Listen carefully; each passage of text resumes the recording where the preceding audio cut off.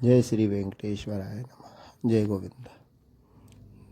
हम देखिए तिरुपति बालाजी आ चुके हैं, रेलवे स्टेशन से ऑटो करके हम सबसे पहले श्रीनिवासम जाएंगे। वहाँ लोकल लेंगे, लोकल फ्री होता है। वहाँ हमारा लगेज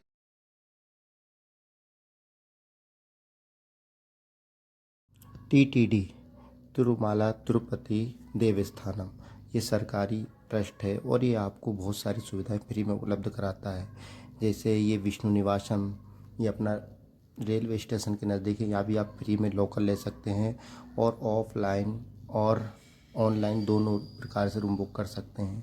एक अपना गोविंद राजे स्वामी कॉम्प्लेक्स है, वहाँ पे भी आप रूम बुक कर सकते हैं और ऑफलाइन ले सकते हैं। ये रेलवे स्टेशन के पीछे है और जिसमें मैंने बुक करा है श्रीनिवासम, ये बस स्टैंड के पास है।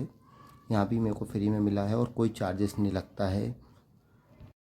लॉकर फ्री रहता है, परंतु अगर आप रूम लेते तो उसका भी कम से कम 50 रुपये से स्टार्ट होके 200-250 में बहुत बढ़िया रूम उपलब्ध कराते हैं।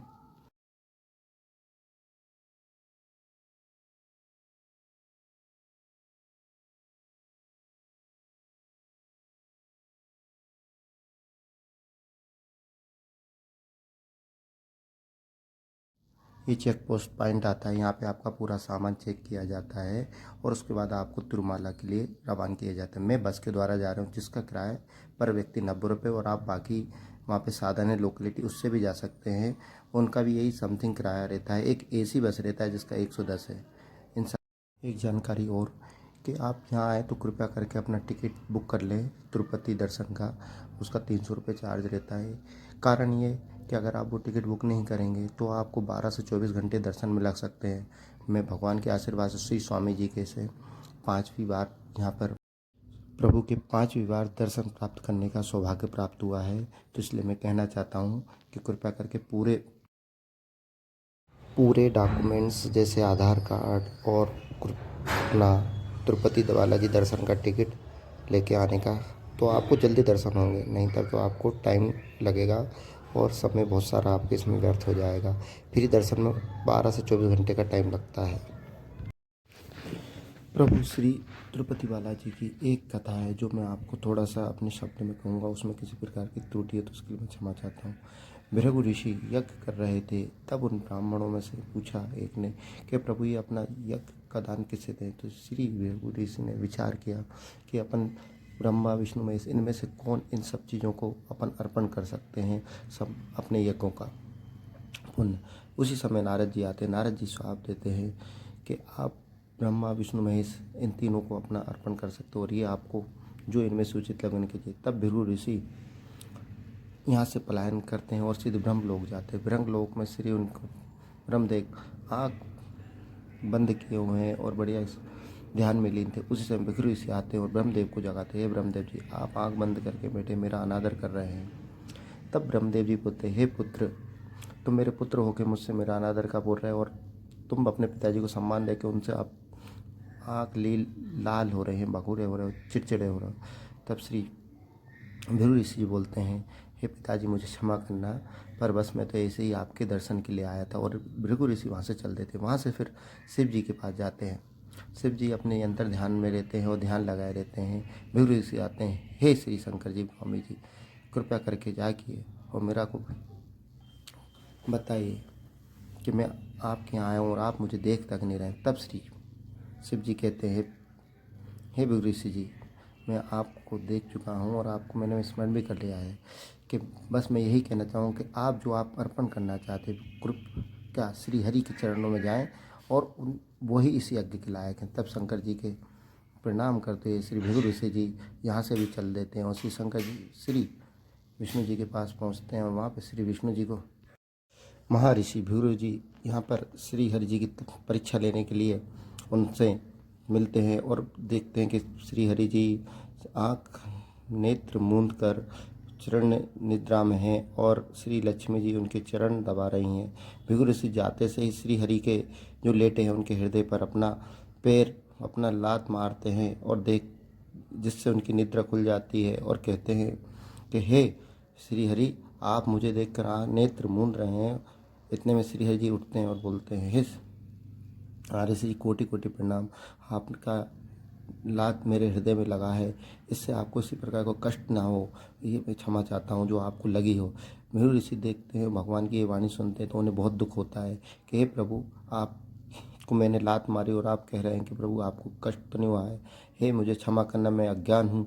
पर प्रभु जी, मैं आपकी सिर्फ यही परीक्षा लेने आया था जिसमें अज्ञान मानकर मेरी अज्ञानता को क्षमा करें बस। और यही कहकर वहाँ से चल देते हैं। फिर इसके बाद मेरी माँ श्री लक्ष्मी जी देखते हैं कि हमारे किसी के स्वामी का उनके अनादर करा है और आपने उन्हें कुछ नहीं करा, उन्हें आपके हृदय पर लात मारी है जहाँ मेरा निवास होता है। और यह कहते ही श्री लक्ष्मी जी नाराज हो जाती हैं और रूठ कर वैकुंठ को छोड़कर उनके पृथ्वीलोक पर आ जाती हैं। पृथ्वीलोक वहाँ जहाँ श्री वेंकटेश जी हैं, मंदिर है। इसी को ढूंढते ढूंढते श्री वेंकटेश जी का अवतार लेते हैं श्री हरि विष्णु जी, और उन्हीं का ही अवतार है श्री विष्णु जी। उस अवतार में श्री हरि जी लक्ष्मी जी को मनाने आते हैं और कुछ समय पश्चात वही लक्ष्मी जी पद्मावती का रूप लेती है, जो श्री लक्ष्मी जी का अवतार है। इनका यहाँ पे विवाह होता है। पर प्रभु श्री हरि जब लक्ष्मी रूठ जाती हैं तो उनका धम नहीं रहता, उनके बाद धम पर चले जाते, वो कुबेर जी से उस समय कर्जा लेते हैं। और वही कर्जा प्रभु बोलते हैं कुबेर जी से कि कलयुग के अंत तक ये कर्जा आपको चुकाया जाएगा। और आज हम जो भगवान को जो अपना दान करते हैं, जो भी अपन उनको चरणों में अर्पण करते हैं, वो श्री प्रभु जी के अपन सिर्फ कर्जा लौटा रहे हैं। वो बाल चढ़ाने का ये है कि यहाँ पे अपन जो बाल चढ़ाते हैं वो इसलिए चढ़ाते हैं कि यही प्रभु को कर्जा उतारने के लिए अपन कलयुग तक उनको, तो श्री स्वामी जी को आप जिस तरह से अपने केशों को यहाँ अर्पण करते हैं, वो स्वामी जी के कर्जे में आप अपनी योगदान दे रहे हैं। बस यही कहूँगा कि प्रभु जी आप सब पर अपनी कृपा बनाए रखें। देखिए, अब हम तिरुमाला आ चुके हैं बस के द्वारा।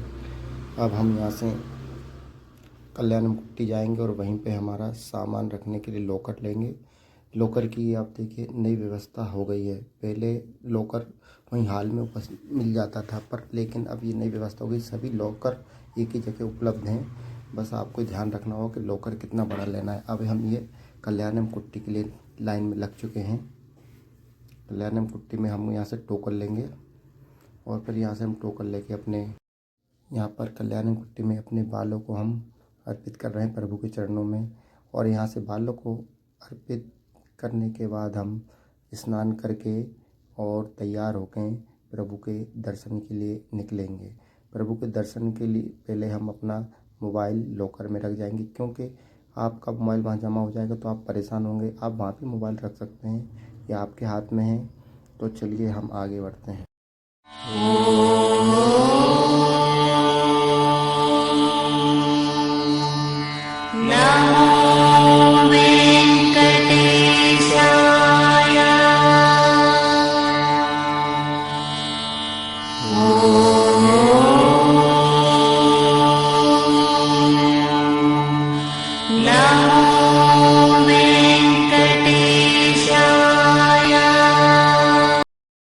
जय श्री वेंकटेश स्वामी जी, श्री तिरुपति बालाजी के दिव्य दर्शन प्राप्त होने के बाद अब हम आगे के दर्शन के लिए